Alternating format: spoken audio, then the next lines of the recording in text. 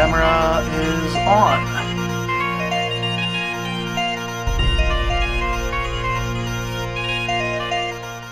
Welcome to Nights at the Round Table, a round table discussion on speculative fiction books and film. Welcome to Nights at the Round Table. I am not Sonia. What? Whoa! Okay, no. I am guest host for this week, I suppose, Marjolaine. And with me are Jennifer and Caro, and we are going to talk about Guardians of the Galaxy. So, first impressions? Who goes first? Caro. I love this movie. I've always been a fan. I'm very, very biased right now. So. Yeah, me too. I saw it in theaters like the day it opened, and I was pumped to see it, and I was even more excited after every single second. It was just like, what? And oh my gosh! And yes! And yeah. Okay. Isn't it amazing being the odd one at the table? I figured it wasn't your style. No, I like the movie. It's just there are things in there that left me a little bit more meh, and especially the more I think about it. Like when I watched it the first time, mostly I was, okay, this is funny, this is nice, wow, the nice special effects, and it was good, and I really liked it. But it was the more and more I thought about it that I was like, okay, wait a minute, this movie is all about the character of Peter Quill, who is the least interesting of the gang, literally. I thought most of the characters were interesting. Yeah, most of them are interesting except for him. Oh. I don't know, I like his character. He's not my favorite of the movie, but... Watching this one again, I watched it on Thursday, after having seen the second one, I feel like there's so much more to his character after you know what happens in the second one. I haven't seen the second one, so I can't speak to that. Glad I didn't spoil anything. But this whole, like... you have a very, very traumatic event, and then you spend your entire life fleeing from it. His personality really transpired that for me. And I've known people who are very much like this. And like everything is a joke, because if it's not a joke, then you actually feel the pain and you can't deal with it. And so he is a very immature character, like deeply, deeply immature, but I think that's kind of the point. Mm-hmm. Agreed. And how he treats women and all that Oh my stuff. god, Just, yeah. Like, yeah. It's obviously not a good thing to do. No. But it kind of tells you that, in a way. It does. Like, don't it does. be like this. No, exactly. And I mean, like, this guy's life is nothing. He has, like, a backpack and... A present and that he's never opened, and his like Walkman. He's stuck at like 10 years old, and he can't grow up. And I think that the movie does fall short of really exploring what that means, but I think it does because it has no choice, because you need to explore that in further movies. And if you're planning a franchise, you can't go all the way through the depth of your main character in the first movie. Mm-hmm. True. And yeah, it does focus a lot on him, but you also learn a lot about Drax and his family and his motivations. You don't learn as much about Gamora in this movie. That's more of the second movie. You do learn a bit about her, but most, like, the constant that I've seen in these characters is that their characters sort of on themselves, on their own. Like, they each have a motivation for what they're doing, but let's be honest, like, none of the motivations of the characters are very, very well established and poignant, and like we really delve into the backstory of anyone. The only one that we do is Peter Quill, and it's just like the 5 minutes of the beginning, and it's relevant at the end, and that's it. Mm-hmm. But like, even Gamora, I love Gamora's character. She's really amazing, but I was watching yesterday and I was like, I am really not sold on this whole, like, I'm rebelling against my father thing. Like, it seems very, she kind of like, I will do it! I never fail! And then she's, like, completely ready to turn around. You know what I mean? The movie really didn't build that, but it didn't build anything. Like, none of the movie really stands up on its own. Like, there's so many scientific things that I look at and I'm like, Okay. But you know, the point of the movie is Space opera. well, even so, like it's a space opera where like every single explanation goes nowhere, does nothing. You know, and that's not, for me, that wasn't a drawback of the movie. It's a movie that is meant to not be intellectual. It's meant to like just be this fun ride where you shut off your brain and you enjoy everything. Yeah. It has some of my favorite types of movies inside the movie. So like the Prison Break. Yeah. That's one of my favorite things. Like intelligence that you don't really know where it's going, and then all of a sudden, boom, it's done, and you're like, that was so cool. That's my favorite kind of movie. And origin stories is my other kind of favorite movie, which is always a big one. Yeah, I just like the big giant space adventure. Okay. What about, say, the antagonists? Ronin, Nebula, etc. Marvel is more or less developing a reputation for having trouble with its villains. I think this movie is a decent example of it. Trouble how? Like they're just monolithic evil people, you know, like they're your average run of the mill dime a dozen villain. They're just like, yeah, and the universe as a whole goes through them exactly like that.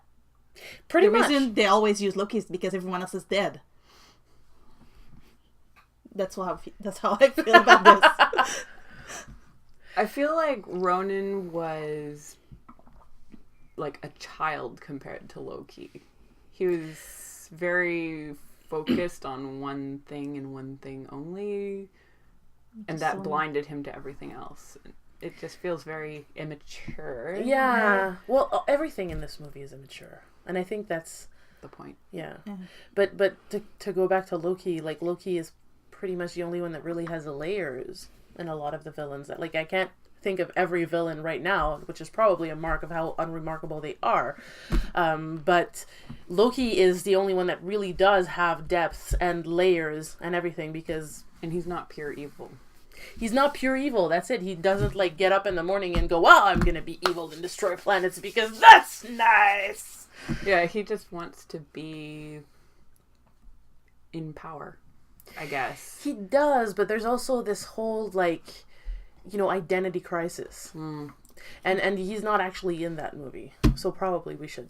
Yeah, that's true. Well, I was bringing him up because he was the only one who survived, but it brings another point that, in my opinion, I guess, I'm not super into the Marvel comics, but I am still a little bit, enough to know that some of the characters that we saw on the screen were not their comic book versions, and Ronan was one of them, and like, he could have been great, but the more I watch the movie, the more I get the impression that he was reduced to fit the narrative that the movie was building. Yeah. And it's starting to make me a little bit angry. Like, he could have been more. I have never seen you angry, I don't think.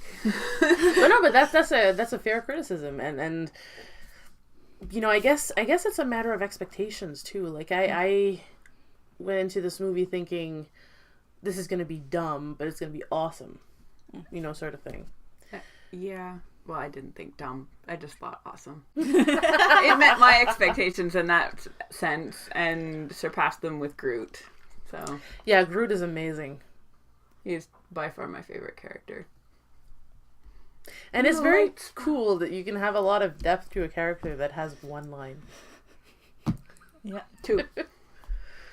We are Groot. That's true. Yeah. Spoilers? Oh, come on. Spoiler-filled reviews all the time. I mean, how are we going to discuss a movie for half an hour if we're not going to give anything away? It was good. Or not this one, but some others that we've reviewed earlier. It was not good. Yeah. Yeah. There were a few things that did bother me. Obviously, you know, I keep thinking of him as Chris Pratt because he really is Chris Pratt, but Peter Quill. His treatment of women obviously was one thing, but there's also like a really, like, a couple of really ableist, gross moments. When Rocket, you know, the leg, that whole thing, that really left a bad taste in my mouth. The first time I watched it, I was like, okay, whatever. Like, they're making fun of everybody. But the second time, I was like, Rocket has a thing for disabled people, and I get it because, like, from what he's saying, he probably has chronic pain and something, but at the same time, like, what's funny about taking a prosthetic away from someone who's disabled? Yeah. So yeah, that And trying to do it again with the eye later. yeah. Like, it's a thing that happens enough that it's very bothersome. Like, once is very bothersome, but, like, when it becomes a leitmotif in your movie, you're like, nah. I did like that it didn't have too much issue with racism. Like, every group was very varied. Yeah, but then and there were still, like, racial tensions between, like, the species and all that. Yeah. And there was definitely, like, because there is a genocide agenda in there, too. For the Cree that single Cree to kill all of the Zendarians. Yeah. Which is not really ever explained or justified, like, what's up with that. Why did he want to do that? I don't know. I guess he's just evil. Yeah. Slight bastardization of his comic book character, because the Cree in the comics are very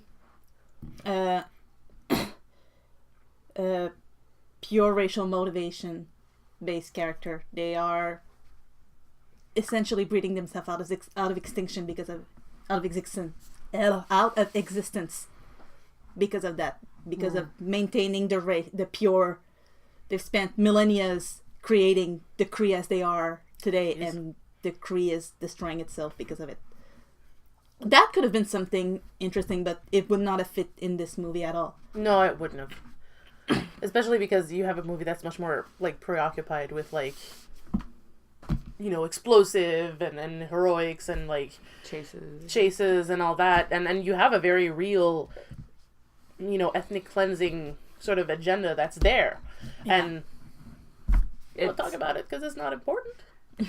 It's identified as bad, so it is. That's good. There is that. But other than that, like, I feel like they don't really show much racism. No, for a movie that's very concerned with ethnic cleansing and eugenics and all that. So because like that the guy that I really like, that's Zendarian, the John C. Reilly. Yeah. Oh, yeah. Yeah, at the end he goes home and it's the pink girl and the daughter, and it's like, oh, she's so cute. Yeah. And that's who Rocket saved, I think. Yeah. On the bridge. And it's just like, yeah. Aw. Yeah, that's nice. And I totally didn't expect it the first time. I was like, oh, he saved somebody. Oh, So, there was another point? Yes, there was something. I know that there's this meme that circulated forever about, like, how the Guardians of the Galaxy are really the Avengers playing I love that one. But rewatching it yesterday, I felt the exact same way that I felt when I saw the 13th Warrior, like, forever ago, which was like, okay, well, you have these people who have kind of a background-ish, spurious, you know, and you have to throw them all in a situation together and have an adventure. And this felt exactly like an RPG campaign. It really did. Like, you have all these characters, and they don't really have a motivation for doing what they do. Like, they kind of do, but it feels like, you know, the GM just telling you, well, okay, well, you're bounty hunters, and this guy's your bounty. And, well, you know, you come up, and then this guy has a thing you want. And you have to hold on to that thing because you don't have money. You know, like, I've felt that way at the beginning of a campaign so many times. And the whole rest of the adventure really feels like a GM sort of like, you know, you have this thing planned and then you're kind of following where your players are going and bringing the story to them somehow. And for me, that movie felt exactly like this. And that was a big part of my enjoyment because I love playing tabletop RPGs, and this felt exactly like it. But, you know, in a condensed sort of 1 hour and 40 minutes sort of way. Yeah. But that certainly does affect the way that a story is told, because there are a lot of like random things and kind of disconnected things that are shoved together in an RPG narrative, and this to me felt like that. So if it's not your kind of story, and if you need real depth in your story, then I don't. Well, I guess I don't. yeah, Depends on the mood. yeah, exactly. Like I seek it, but not in everything I watch, because I would make my brain bad. Well, I guess RPG stories are the most fun when you're part of the story, either when you're the GM or when you're one of the players. Mm. Watching someone else playing an RPG is not as fun. Something don't is know. lost in translation, I think. Maybe, but there are some people who like to just sit at the table and watch. I've had a few people come and like observe my games because they didn't really want to participate, but they still wanted that sort of storytelling and being involved in this. And for me, like, with 2 kids and a publishing house and a full-time job and like everything else, RPGs is pretty much petered out for me, because I can't like make a constant appointment with people. Like, I have a Star Wars game that we play by Skype now, and we're lucky if we get a session a month. So for me, missing that, watching Guardians of the Galaxy is like, oh yeah, that's the stuff. Yeah, I can see that. Caladri would agree with both of you at different times about sitting in and watching. Okay. We had a point made during the break about being able to replace the bad guy with a tornado, and it would have the same sort of effect on the movie. Yeah. And I think that's because the whole point of this movie is to make the group become a team, a family, a unit. It The doesn't first arc really of an RPG long session. Yeah. Exactly. Where like your first few sessions are really putting your group together and make sure it sticks. Yeah. And then you can get on with the adventure. And that whole movie felt like that. Yeah. So that's what the next ones are for. There's a third one coming, right? Yes. Yeah. Okay, good.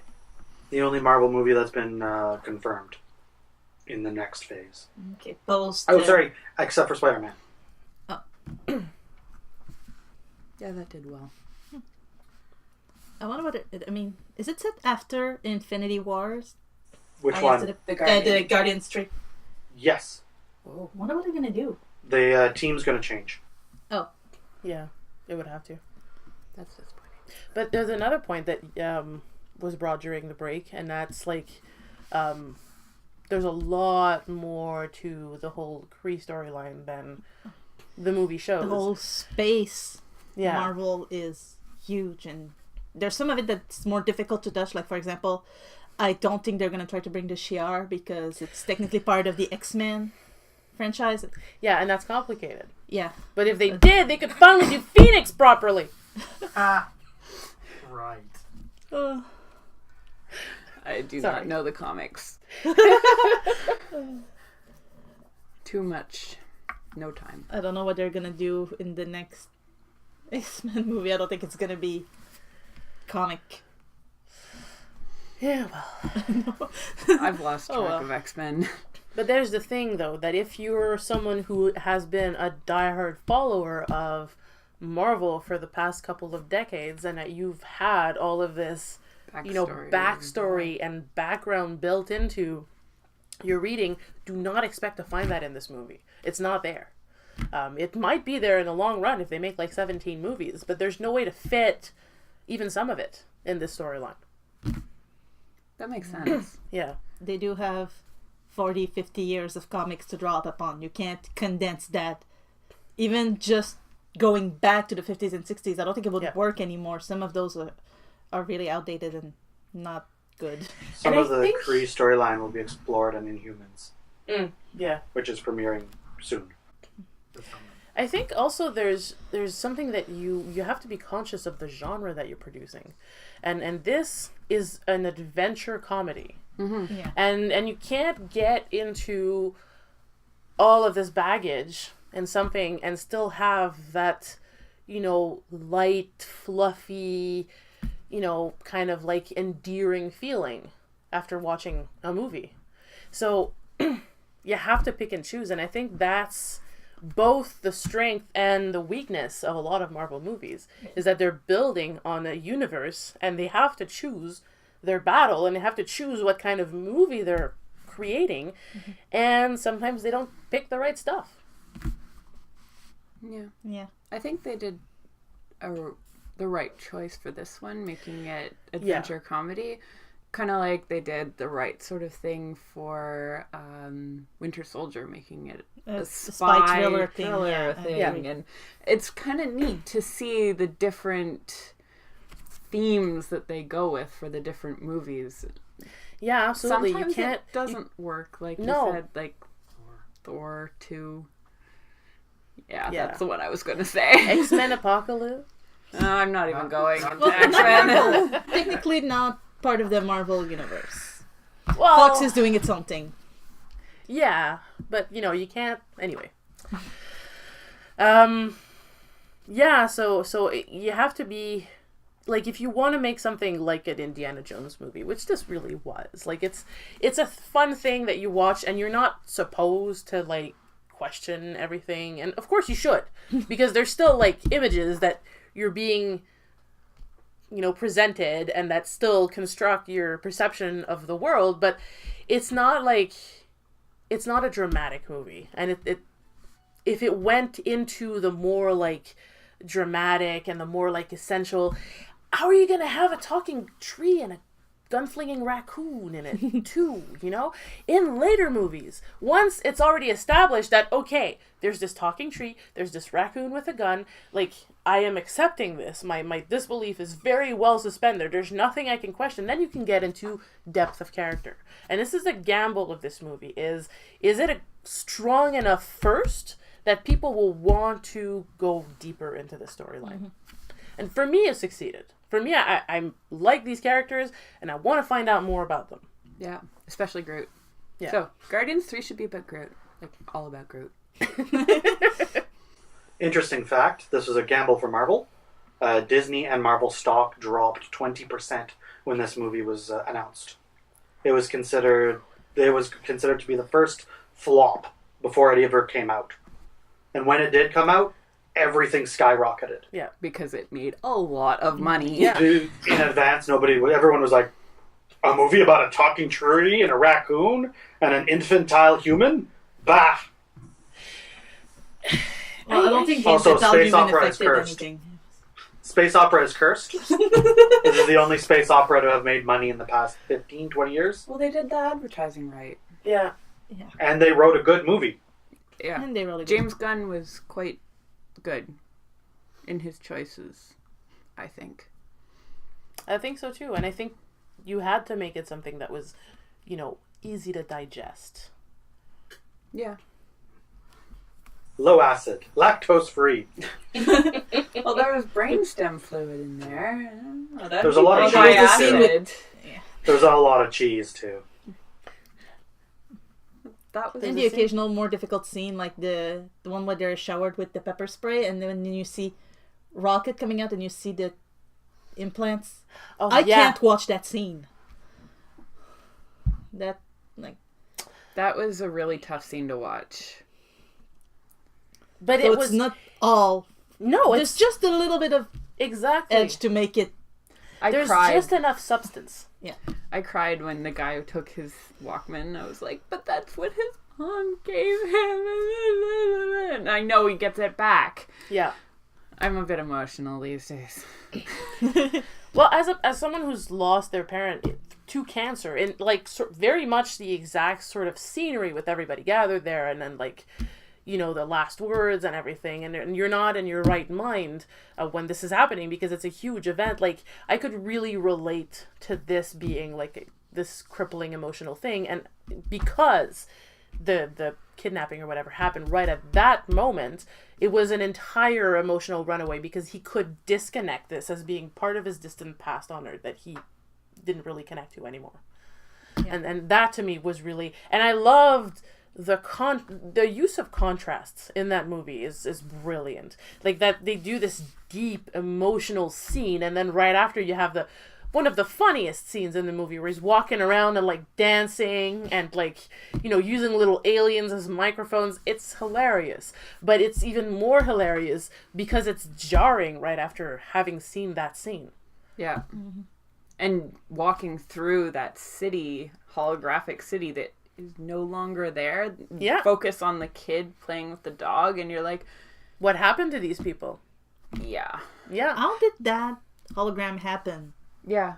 Did he just create it himself? I mean, it could not be the actual city, because you're talking about the time from which the city was built until it was destroyed, and like that one moment with the girl and the dog. How could it have chosen that moment? Made no sense. It made no sense. How could he even have known what the people that lived there look like? But then again, why didn't they die when they were out in space? Explosive decompression is a thing. Oh, yeah, that. That's They explained quickly in the movie that the planet was destroyed by the Infinity Stone. Yeah. But I'm figuring it was a 3D video that they took of the planet, because it wasn't that long ago. It was maybe a couple hundred years. Yes. So I figured you just had a recording that he... I think that, like many other things in this movie, It doesn't it's matter. not important. Yeah. No, And this is the thing that you have to know about this movie. You have to suspend a lot of what you know about like logic and science, because like a ton of that just doesn't make sense.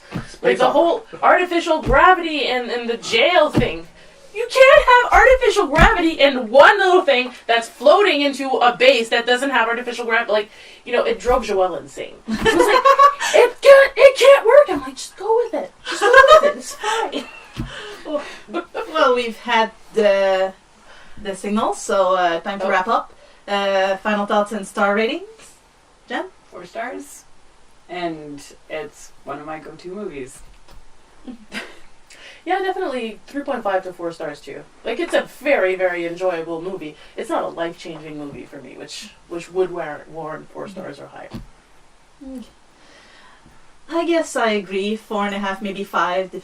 Not 3.5, maybe 4. Sorry, 3.5, maybe 4, depending on my mood and how willing I am to disconnect with my knowledge of the world just to enjoy the movie. But all in all, pretty good. Okay, so Get to pull. Oh, yeah. I get to do it. I claim the right as the guest host. And Push 2009. Great. Oh, yeah. And okay, so There'll be thank you more- for watching. Please like, share, and subscribe. And there will be more videos coming soon. Make your comments down below. Make your comments down below. And if you have any movie recommendations for us to watch and either gush about or completely destroy, please leave them down below. Yeah.